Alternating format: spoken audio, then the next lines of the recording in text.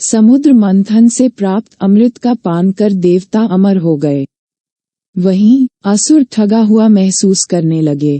तत्कालीन समय में देवताओं का पलड़ा लंबे समय तक भारी रहा। असुर खुद को असहाय महसूस करने लगे। वहीं देवता तपोबल से अतिरिक्त बल प्राप्त कर और शक्तिशाली हो गए। ये सब देख असुर चिंतित हो गए। ये सोच सभी असुर अपने गुरु के पास पहुँचे। उन्हें अपनी आपबीती सुनाई।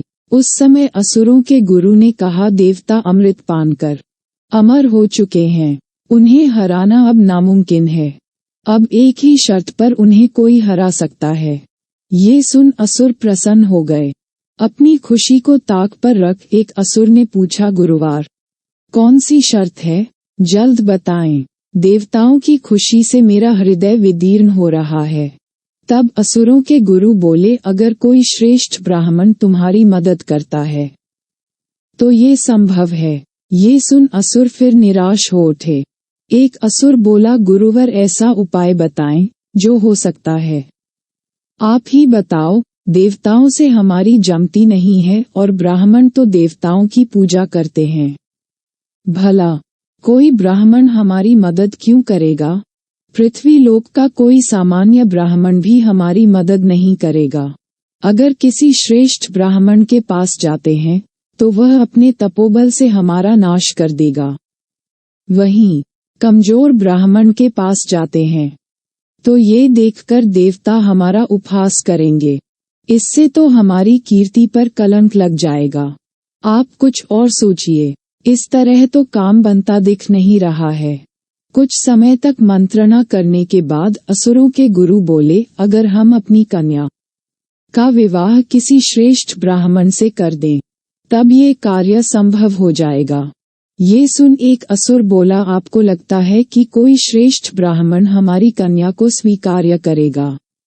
अरे वो सब पंडित हैं, उन्हें सब पता होता है कि आप किस मंशा से उन्हें मिल रहे हैं। उसी समय एक अन्य असुर बीच में रोककर बोला, गुरुवर ये संभव है। सभी असुर सरसरी निगाहों से उस असुर को देखने लगे। तब असुर बोला, हम अपनी कन्या का दान कर देते हैं तो श्रेष्ठ ब्राह्मण मना नहीं कर पाएगा। हम अपनी बहन या बेटी की शादी किसी श्रेष्ठ ब्राह्मण से कर देते हैं। उसका पुत्र हमारा भांजा होगा, लेकिन श्रेष्ठ ब्राह्मण होगा।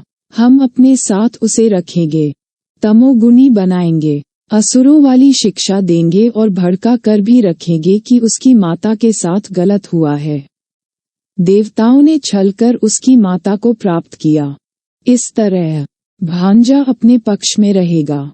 जब वह परम शक्तिशाली हो जाएगा उस समय देवताओं से लड़ा देंगे और खुद भी लड़ लेंगे। उसी समय एक अन्य असुर बोला, विवाह, शादी, कन्यादान ये सब देवता करते हैं, हम लोग करते नहीं हैं। ये देवताओं का रिवाज हम नहीं करेंगे। इसी समय सभी असुर के विचारों में मतभेद हो गया। सभी असुर दो गुटों में बंट गए। ये देख असुरों के गुरु ने कहा, अब इस विषय को अल्पकालीन विश्राम देते हैं, अगले दिन पुनः मंथन करेंगे। गुरु की आज्ञा मान सभी असुर अपने आवास पर चले गए। रात्रि विश्राम के समय एक असुर बहुत चिंतित था। वह सोने के समय बार बार करवटें बदल रहा था। ये देख असुर की पत्नी बोली, क्या बात है, आप बड़े चिंतित हैं? तब असुर बोला, पुत्री की शादी किसी श्रेष्ठ ब्राह्मण से करने की सोच रहा हूँ, पर कोई योग्य ब्राह्मण मिल नहीं रहा है। अगर मिल भी जाए तो क्या वह सहमत होगा?